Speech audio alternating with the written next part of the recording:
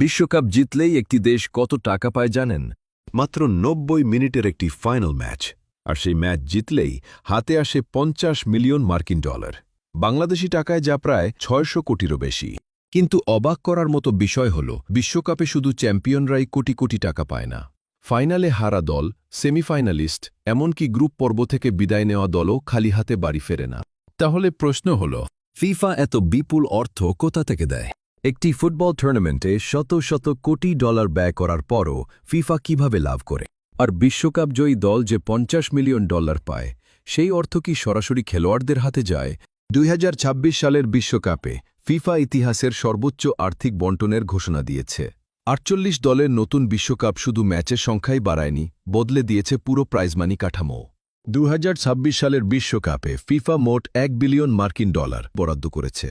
বিশ্বকাপের চ্যাম্পিয়ন দল পাবে ৫০ মিলিয়ন ডলার, ফাইনালে হেরে রানার আপ হওয়া দল পাবে ৪০ মিলিয়ন ডলার, তৃতীয় স্থান অর্জনকারী দল পাবে ৩৫ মিলিয়ন ডলার, আর চতুর্থ স্থান পাওয়া দল পাবে ৩০ মিলিয়ন ডলার। কোয়ার্টার ফাইনাল থেকে বিদায় নেওয়া দলগুলোও পাবে কয়েক কোটি ডলার করে। প্রতিটি অংশগ্রহণকারী দলকে ফিফা আলাদাভাবে পার্টিসিপেশন ফি এবং প্রিপারেশন ফান্ড দেয়। ফিফা কিভাবে এত বিপুল অর্থ ব্যয় করেও আর্থিকভাবে লাভবান থাকে? এর উত্তর লুকিয়ে আছে বিশ্বকাপের বিশাল ব্যবসায়িক মডেলের মধ্যে। ফিফার সবচেয়ে বড় আয়ের উৎস হল ব্রডকাস্টিং রাইটস। বিশ্বজুড়ে শত শত টেলিভিশন নেটওয়ার্ক এবং স্ট্রিমিং প্ল্যাটফর্ম বিশ্বকাপ দেখানোর অধিকার কিনতে বিলিয়ন ডলার ব্যয় করে। আপনার ব্যবসা কি এখনও শুধু ফেসবুক পেজের উপর নির্ভর করছে?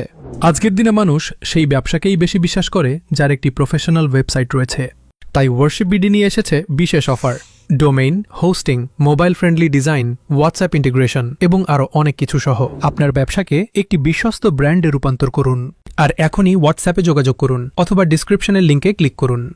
এরপর আসে global sponsorship. Adidas, Coca Cola, Visa, Hyundai, লেনোভোর মতো বিশ্বখ্যাত ব্র্যান্ডগুলো বিশ্বকাপের অফিসিয়াল পার্টনার হওয়ার জন্য বিপুল অর্থ পরিশোধ করে। তবে এখানেই রয়েছে একটি বড় ভুল ধারণা। অনেকেই মনে করেন চ্যাম্পিয়ন হওয়ার পর ফিফা যে ৫০ মিলিয়ন ডলার দেয়, সেই পুরো টাকাই খেলোয়াড়দের মধ্যে ভাগ হয়ে যায়। কিন্তু বাস্তবে ফিফা কোনো খেলোয়াড়কে সরাসরি প্রাইজ মানি দেয় না। চ্যাম্পিয়ন দলের জন্য ঘোষিত ৫০ মিলিয়ন ডলার প্রথমে যায় সংশ্লিষ্ট দেশের জাতীয় ফুটবল ফেডারেশনের কাছে। এরপর সেই ফেডারেশন নিজস্ব নীতিমালা অনুযায়ী খেলোয়াড়, কোচিং স্টাফ এবং সাপোর্ট টিমের জন্য বোনাস নির্ধারণ করে। এ কারণেই এক এক দেশের খেলোয়াড় এক এক রকম বোনাস পান। অর্থাৎ বিশ্বকাপ জয়ের পুরস্কার শুধু ২৬ জন খেলোয়াড়ের নয়, এর প্রভাব পড়ে পুরো দেশের ফুটবল ব্যবস্থার ওপর। এটি শুধু একটি ট্রফির লড়াই নয়, এটি একটি দেশের ফুটবলের ভবিষ্যৎ বদলে দেওয়ার সুযোগ। তবুও একটি বিষয় কখনো বদলায় না। ৪ বছর পর মানুষ খুব কমই মনে রাখে কোন দল কত মিলিয়ন ডলার পেয়েছিল, কিন্তু সবাই মনে রাখে কোন অধিনায়ক সেই সোনালী ট্রফিটি আকাশে উঁচু করে তুলেছিল।